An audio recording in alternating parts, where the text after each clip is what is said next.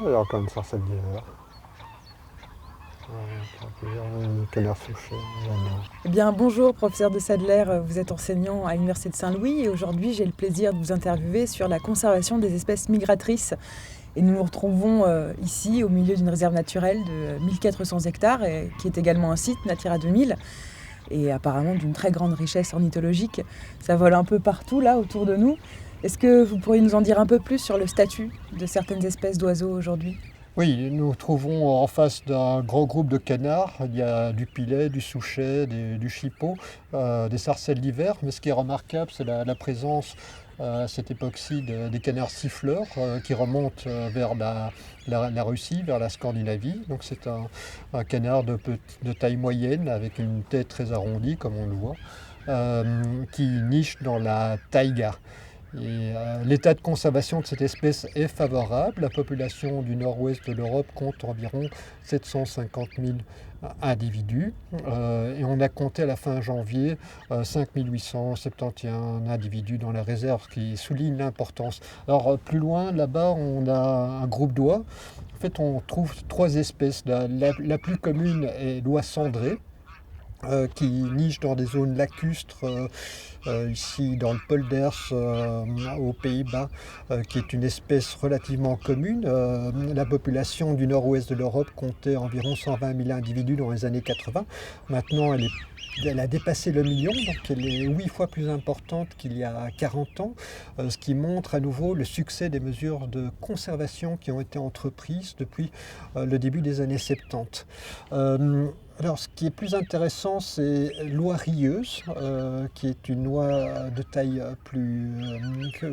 plutôt moyenne, qui se caractérise par la face blanche et aussi des barres noires sur le ventre, sur la poitrine. Et cette espèce vient de très loin. Elle vient sans doute de la péninsule de Koïna, de la Nouvelle-Zambie, dans le nord de la Sibérie. Donc c'est un grand migrateur. L'espèce la plus discrète et la moins commune ici est l'oie à bec court, qui ne vient pas de Sibérie, mais qui vient des îles Spitzberg, sous la souveraineté norvégienne et russe, comme vous le savez. C'est un véritable ballet aérien auquel nous assistons aujourd'hui. Est-ce que ce sont des vanneaux-huppés ? Oui, il y en a des centaines, c'est spectaculaire. Je présume que beaucoup des individus qu'on observe pour l'instant ont hiberné dans le nord de l'Espagne ou dans le sud-ouest de la France. Ils remontent vers la Scandinavie où ils vont nicher à partir du mois de mai. Le site joue un rôle capital comme zone de transit, mais aussi comme zone de nidification parce que l'espèce niche ici. À la différence des Anseridés, des Anatidés qu'on vient d'observer, dont l'état de conservation est favorable, le vanneau huppé connaît un déclin assez remarquable en raison de l'intensification de l'agriculture. Et le site joue un rôle important dans la protection parce qu'on compte environ 6 000 individus en hivernage dans le polders de Hutkerk. Oui, comme vous l'avez souligné, certaines espèces d'oiseaux, dont les oies cendrées, les vanneaux huppés, sont soit sédentaires, soit partiellement migratrices. Donc, au vu de ces particularités, comment les textes juridiques parviennent-ils à cerner la notion d'espèce migratrice ? C'est exact. Donc nous avons des grands migrateurs comme l'oie rieuse qui niche en Nouvelle-Zambie et qui vient hiverner ici. Et le vanneau huppé, certains individus nichent ici, mais vont également hiverner ou vont peut-être hiverner en France.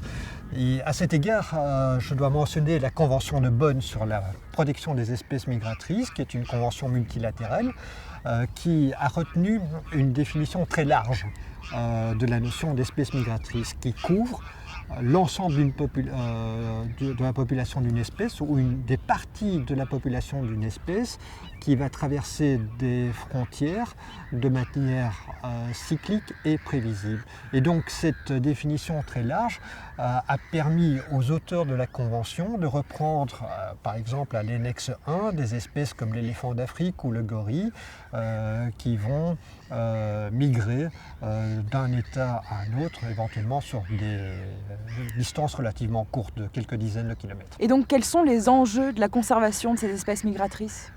Et reprenons le cas des oiseaux migrateurs qui vont nichés en Sibérie qui vont transiter par le long du littoral atlantique pour aller hiverner en Afrique du Nord ou en Afrique du Sud. Il convient de préserver les habitats de nidification, les haltes migratoires, les zones de repos, les zones d'alimentation comme celle-ci, tout le long de leur migration. Et donc ce qui est capital en termes de conservation de la nature, c'est de protéger les habitats en instituant des réserves naturelles, des parcs nationaux et par conséquent de veiller à garantir que les prélèvements ne soient pas excessifs pour que l'état de conservation de ces espèces soit maintenu. Ah, il a bien plu cet hiver, hein. Tout est à... En fait, ils creusent avec les bulldozers, ils creusent des chenaux pour avoir des mares d'eau comme celle-ci. Ils sont revenus à des polders du XVIIe, du XVIIIe siècle.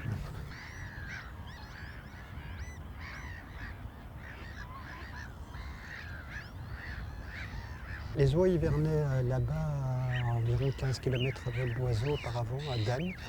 Et puis maintenant, les terrains sont beaucoup plus propices ici. Il y a davantage de nourriture, ils ne sont pas chassés ici. Donc, Selon vous, le cadre juridique de l'Union européenne est-il suffisant pour garantir la protection des espèces migratrices ? S'agissant des oiseaux migrateurs, ces derniers se moquent des frontières et souvent on migre ou hiverne ou niche sur plusieurs continents. En prenant le cas du Becassus sanderling qu'on a observé tantôt, c'est une espèce dont certaines des populations nichent sur la péninsule de Tamir, dans le paléarctique oriental. Donc c'est une espèce asiatique pendant sa période de nidification. Elle va migrer à travers toute l'Europe pour hiverner en Afrique, voire jusqu'à la province du Cap en Afrique du Sud. Et donc c'est une espèce qui est à la fois asiatique, africaine et européenne. La même chose pour l'hirondelle rustique, elle passe davantage de temps en Afrique qu'en Europe, alors qu'elle vient nidifier ici, elle va arriver dans 2 mois ici en Europe. Est-ce que la protection des oiseaux occupe une place importante dans le droit international ? Je dirais le droit européen est indispensable, mais ne permet pas de couvrir toute l'aire de répartition des espèces des grands migrateurs. Alors, bien entendu, les premières conventions en droit international concernant la nature portent sur la protection des oiseaux. Vous avez cette convention de Paris au début du XXe siècle qui porte sur les oiseaux insectivores.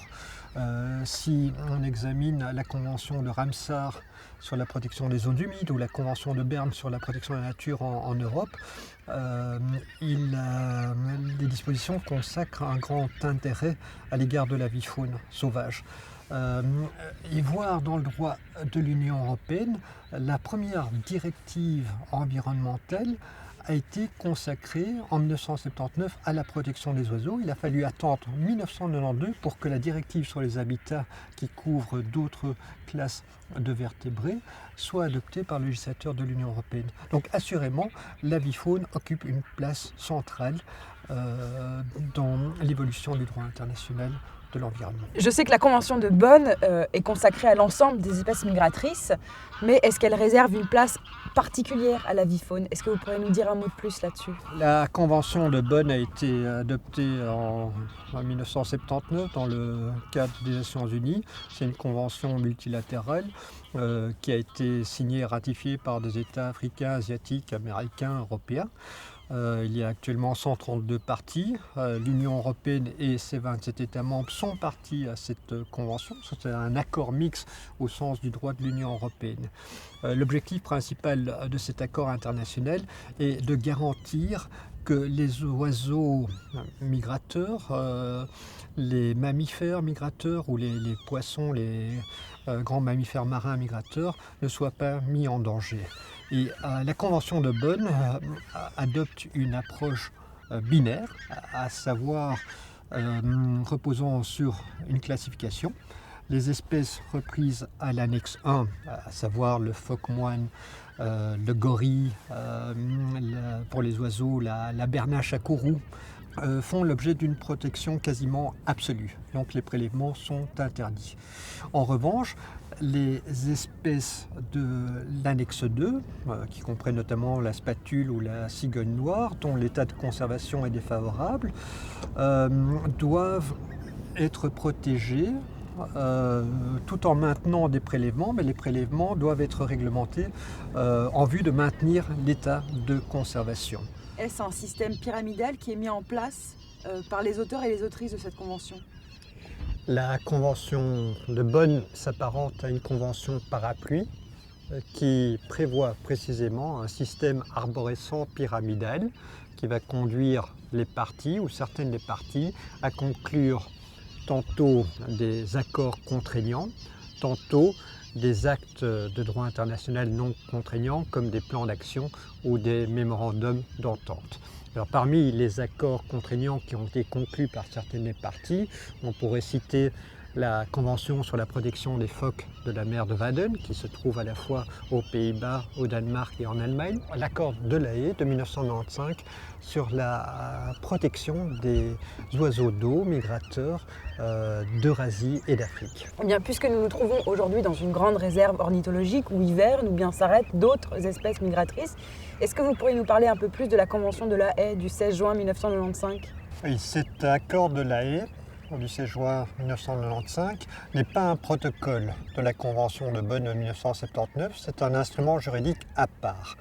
Son champ d'application matérielle est très large puisqu'il couvre 225 espèces d'oiseaux appartenant à 28 familles différentes, parmi lesquelles on a des anatidés, des limicoles, des laridés. Ce qui me paraît intéressant, c'est que beaucoup de ces espèces nichent dans la partie asiatique ou le paléarctique occidental et vont traverser l'Europe pour hiverner en Afrique du Nord ou en Afrique.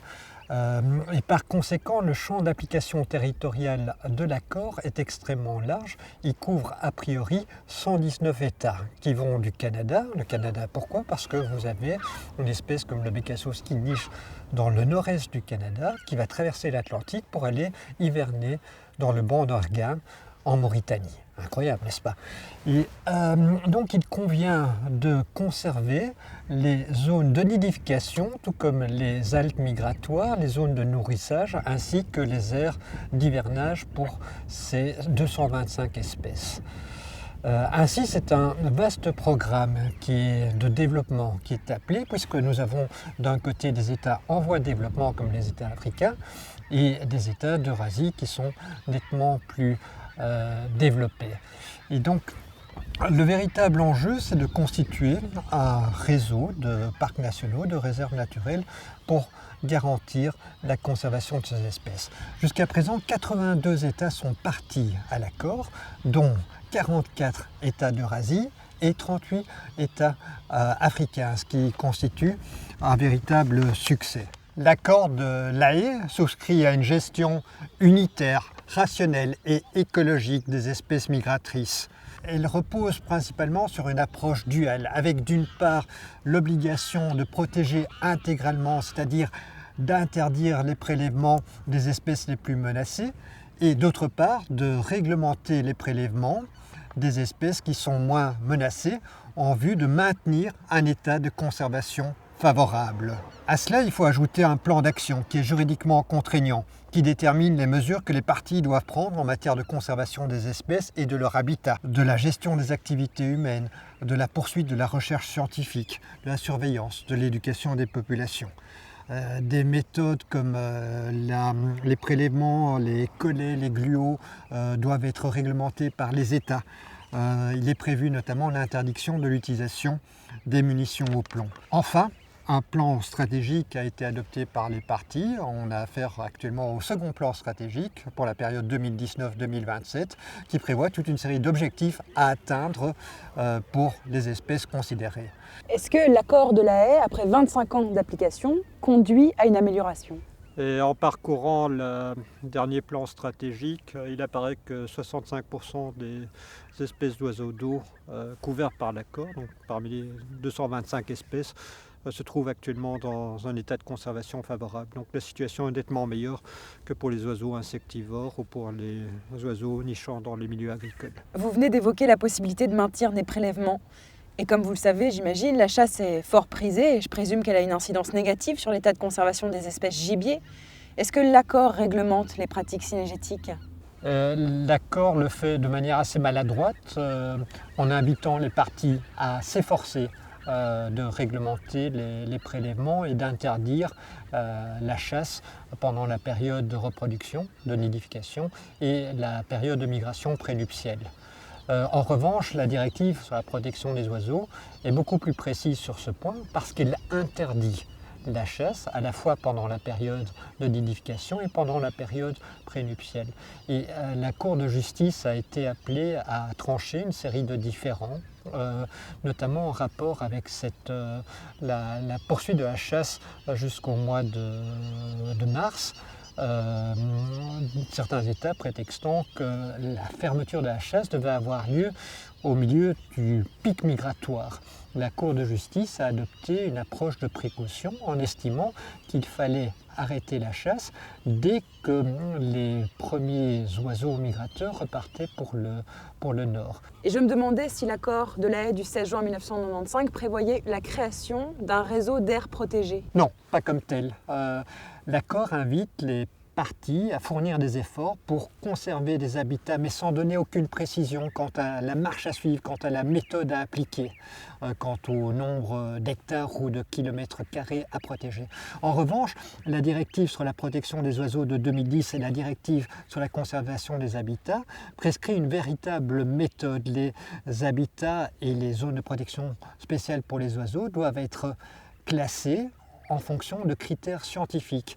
Et la Cour de justice a tranché de nombreuses affaires délimitant précisément les critères qui doivent être appliqués par les États membres quant à la désignation des zones spéciales de protection pour les oiseaux et des zones de conservation spéciales pour les habitats et d'autres classes de vertébrés.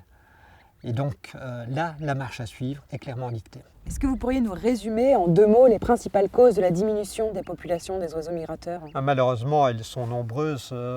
La migration ressemble de plus en plus à un parcours du combattant. Je citerai notamment la pression cynégétique en Europe, en Afrique du Nord, la pollution, les nombreux obstacles, notamment les éoliennes qui peuvent constituer de véritables obstacles dans un parcours migratoire, la désertification. Donc les oiseaux migrateurs rencontrent de plus en plus d'obstacles. Alors quelle est la valeur ajoutée des règles de conservation de la nature à cet égard ? Et au Moyen-Âge, on se trouvait ici dans un marais qui était régulièrement inondé avec des marées hautes. Cette partie de la Flandre a été poldérisée à partir du XIVe, XVe siècle. Et de plus en plus, les pouvoirs publics en Flandre, aux Pays-Bas, envisagent de réouvrir des espaces qui se trouvent sous le niveau de la mer en vue de les inonder en cas de crue pour les fleuves ou en cas de haute marée s'agissant des mers. Et donc les mesures de protection de la nature peuvent aller de pair avec l'adaptation au changement climatique, l'adaptation à cette crise majeure. Mais en protégeant de tels sites, est-ce que ça ne reviendrait pas à mettre la nature sous cloche ? Que du contraire, vous avez vu le nombre de cyclistes, de piétons que l'on a croisés. On sent bien qu'il y a un besoin dans le chef des populations de se promener dans les espaces protégés. Et donc cette réserve naturelle est parcourue le week-end par des milliers de promeneurs. Et donc les réserves naturelles, les espaces protégés ont également une vocation sociale. Donc il ne faut pas opposer humanité et protection de la nature.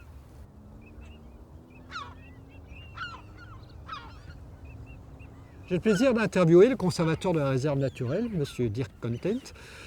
Pourriez-vous nous indiquer l'importance que revêt votre réserve naturelle pour le couloir migratoire des oiseaux d'eau migrateurs qui nichent principalement en Russie et qui vont hiverner jusqu'en Afrique? Wel, eerst wil ik zeggen dat de Uitkerkse polder eigenlijk een soort stapsteen is. Een soort pitstop voor vogels die migreren vanuit het noorden naar het zuiden. Dat kan Afrika zijn, kan nog Zuid-Afrika zijn, West-Afrika, Zuid-Europa. En overhans de lijn, overhans de kustlijn van Europa heb je verschillende stapstenen. Uitkerken, de Uitkerkse polder is daar een heel belangrijke stapsteen voor. Zowel voor broedvogels als voor wintergasten.